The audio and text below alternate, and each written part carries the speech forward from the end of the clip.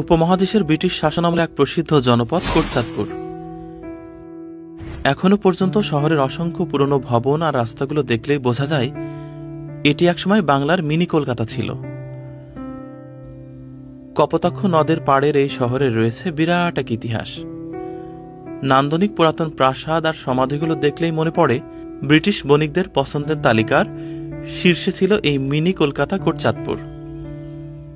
মুঘল সাম্রাজ্যের সম্রাট আকবরের আমলে ইসলাম প্রচারের জন্য এই এলাকায় এসেছিলেন সর্দার চাঁদ খাঁ নামের এক দরবেশ। তিনি তার সঙ্গী সাথীদের নিয়ে কপোতাক্ষ নদের তীরেই বসতি স্থাপন করেন। তার নাম অনুসারে প্রথমে এই এলাকার নাম রাখা হয় চাঁদপুর। ব্যবসার অন্যতম চারণভূমির প্রতি নজর পড়ে মগ ও পর্তুগিজদেরও। বেশ কয়েকবার তারা এখানে আক্রমণ ও লুটপাট করেন। তখন ছিল বাদশাহ জাহাঙ্গীরের শাসনামল। ১৬০৮ সালে তিনি খাঁ চিস্তি নামের এক সুবেদারকে তৎকালীন চাঁদপুরে পাঠান। উদ্দেশ্য ছিল মগ পর্তুগিজ সহ ভিনদেশী দস্যুদের দমন করা।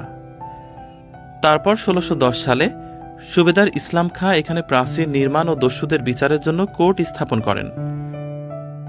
তখন চাঁদপুরের আগে কোর্ট শব্দটি যুক্ত হয়ে নামকরণ করা হয় কোটচাঁদপুর। এরপর ১৯বিংশ শতাব্দীর প্রথম ভাগে ইংল্যান্ড থেকে কতিপয় ব্যবসায়ী চিনি ব্যবসা করতে এদেশে আগমন করেন।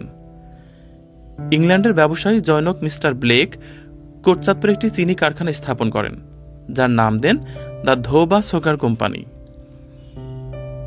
এরপর ১৮৪২ সালে মিস্টার নিউ হাউজের মাধ্যমে গ্লাডস্টোন ওয়াইল অ্যান্ড কোম্পানি স্থাপিত হয়। একে একে সিনোলব MacLeod, Sara MacLeod, George MacLeod, Frederick MacLeod, Harold Clive MacLeod, Eric ম্যাকলিউডের সময় পেরিয়ে যায়। আস্তে আস্তে ইংরেজ আমল শেষ হতে থাকে। সবশেষে ১৯৮৬ সালে ঝিনাইদহ জেলা প্রতিষ্ঠিত হওয়ার আগে পর্যন্ত এই শহরটি বৃহত্তর যশোর জেলার অধীনে ছিল। ছোট শহরটি একই সাথে থানা, পৌরসভা ও উপজেলা। এই উপজেলার আছে ৫টি ইউনিয়ন: সফদারপুর ইউনিয়ন, দৌড়া ইউনিয়ন, কুশনা ইউনিয়ন, বলুহার ইউনিয়ন ও এলাঙ্গি ইউনিয়ন। ১৬৫.৬৩ বর্গ কিলোমিটার ভূখণ্ডের উপর দিয়ে বয়ে গেছে দুটি নদী, চিত্রা ও কপোতাক্ষ। এছাড়াও এখানে আছে কুশনা বাউড়, বলুহার বাউড় ও জয়দিয়া বাউড়। ১,৫১,২২০ জনের এই উপজেলার ভূপ্রকৃতি ও ভৌগোলিক অবস্থান এখানকার মানুষের ভাষা ও সংস্কৃতি গঠনে ভূমিকা রেখেছে। ভাষার মূল বৈশিষ্ট্য বাংলাদেশের অন্য জায়গার থেকে অনেকটা আলাদা। এই যেমন কথ্য ভাষায় মহাপ্রাণ ধ্বনি অনেক অংশে অনুপস্থিত, অর্থাৎ ভাষা সহজীকরণের প্রবণতা রয়েছে এই এলাকার মানুষের মাঝে। কোটচাঁদপুর উপজেলায় সর্বমোট ২৮,৬৬৩ একর কৃষি জমি রয়েছে, যার অধিকাংশই মৌসুম ভেদে ধান ও ভুট্টা চাষে ব্যবহৃত হয়।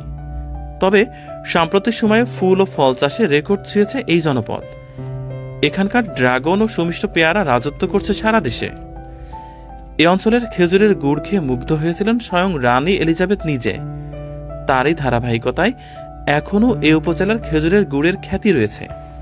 সাক্ষরতার হার ৫০.৪% প্রমাণ করে এই জনপদ শিক্ষা বিমুখ নয়। এখানে ৬টি কলেজ, ২১টি মাধ্যমিক বিদ্যালয়, ২টি জুনিয়র মাধ্যমিক বিদ্যালয়, ১টি কামিল মাদ্রাসা সহ ৭টি মাদ্রাসা, সব মিলিয়ে ৭১টি সরকারি প্রাথমিক বিদ্যালয়ও আছে।